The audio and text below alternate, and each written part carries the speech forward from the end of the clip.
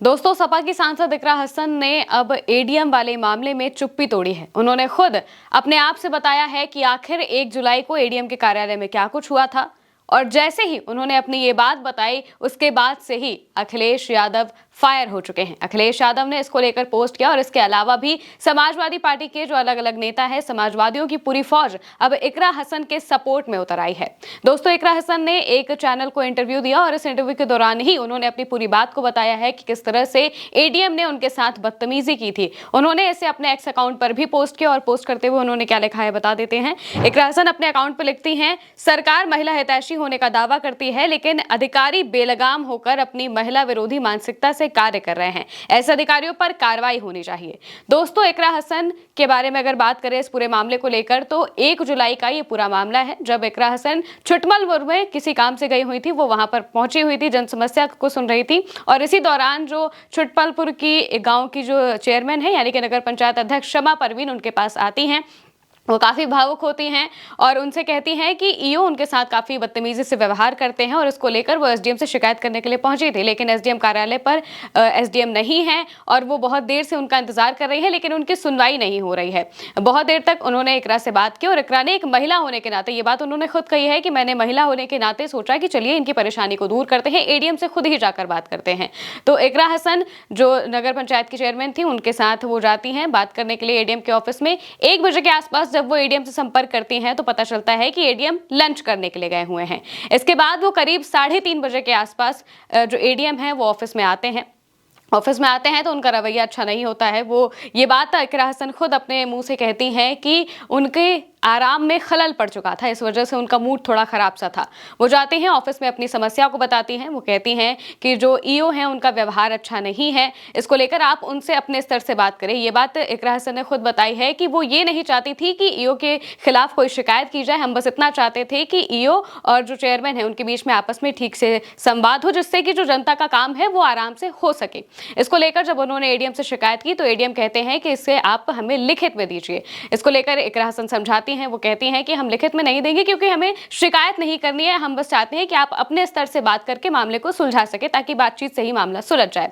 इसके बाद जो नगर पंचायत की जो चेयरमैन थी शमा परवीन, वो अपनी बात रखती हैं एडीएम के सामने, अपनी कोई बात बता रही होती हैं। तभी जो एडीएम का रवैया है वो काफी खराब दिखाई देता है। वो उनसे काफी बदतमीजी से बात करते हैं, डांटने लगते हैं जो चेयरमैन है उन्हें।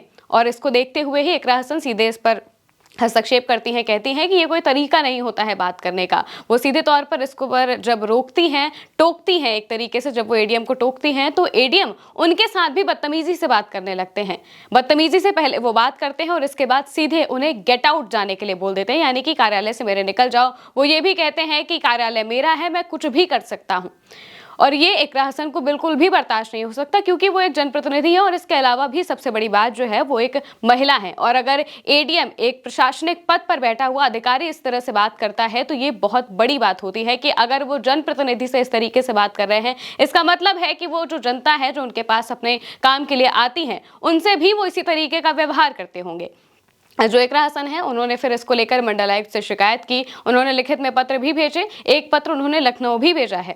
वहीं ये मामला अगर बताएं तो ये मामला 1 जुलाई का है और आज करीब 17 जुलाई हो चुकी है और अब तक ये मामला सामने नहीं आया था।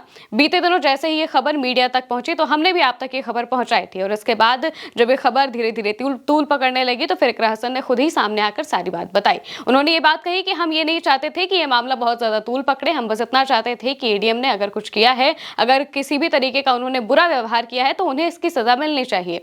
इसके लिए उन्होंने इसीलिए शिकायती पत्र दिया था। वो ये भी बात बताती हैं कि इस वक्त कांवड़ यात्रा का वक्त चल रहा है, इस वजह से हमने अधिकारियों को किसी भी तरीके की बहुत ज्यादा प्रेशर करने की कोशिश नहीं की, क्योंकि अधिकारी वैसे ही बहुत बिजी हैं और हमने सिर्फ एक शिकायत करके मामले को हटा दिया था।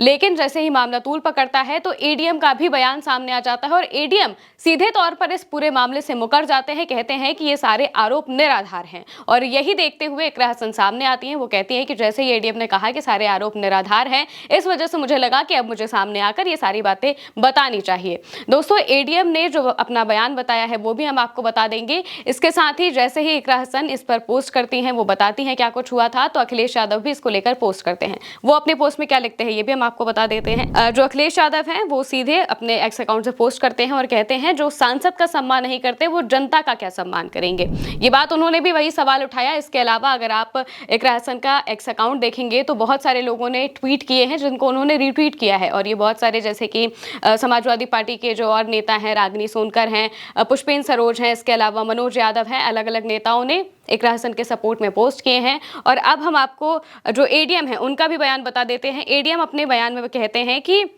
एडीएम का नाम संतोष बहादुर सिंह है और वो अपने बयान में कहते हैं कि ये सभी आरोप निराधार हैं। उन्होंने कहा कि घटना के टाइम पर वो फील्ड पर थे, जैसे ही सूचना मिली तुरंत कार्यालय पहुंचे और सांसद को इनवाइट किया, सांसद को सम्मानपूर्वक बैठाया, किसी तरह का कोई अपमान नहीं किया, लेकिन गेट आउट शब्द टंग ऑफ स्लिप हो गया था। आखिर में एडीएम ने खुद को जनसेवक बताया और कहा कि अपने दायित्वों के प्रति पूरी तरह से जागरूक हैं।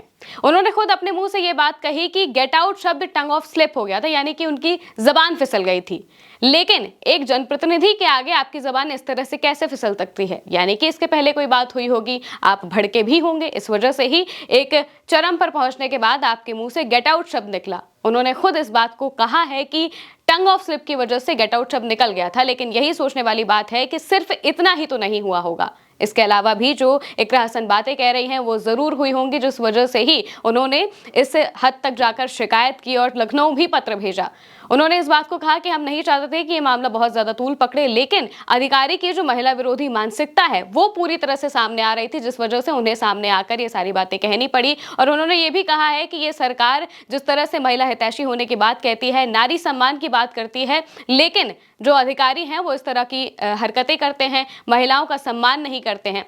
इस वजह से वो चाहती हैं कि जो अधिकारी हैं उन्हें उनकी जो ट्रेनिंग है वो इस तरीके से हो ताकि वो महिलाओं का सम्मान कर सके और उन्हें अपने किए की सजा जरूर मिले। उन्होंने ये भी बताया है कि अगर अभी कोई कार्रवाई नहीं होती है तो वो इस मामले को लोकसभा में लेकर जाएंगी। लोकसभा में जो विशेष अधिकार कमेटी होती है वहां पर वो अपनी शिकायत जरूर करेंगे। इसके अलावा जो अलग अलग समाजवादी पार्टी के नेता हैं उनकी भी आवाज अब सामने आ रही है। वो सब सामने आकर यही सवाल पूछ रहे हैं कि ये सरकार जितनी नारी वंदन की बात कहती है कि वो नारियों के कितने हितों में काम करती है, लेकिन नारी के जब सम्मान की बात आती है तो इसी सरकार के जो अधिकारी हैं, जो नेता हैं, जो मंत्री हैं, वही महिला विरोधी काम करते हुए अक्सर दिखाई दे जाते हैं। अब आप इस पूरे मामले को लेकर क्या सोचते हैं कमेंट में जरूर बताइएगा। मैं हूं महिमा और आप देखते रहिए उल्टा चश्मा यूसी।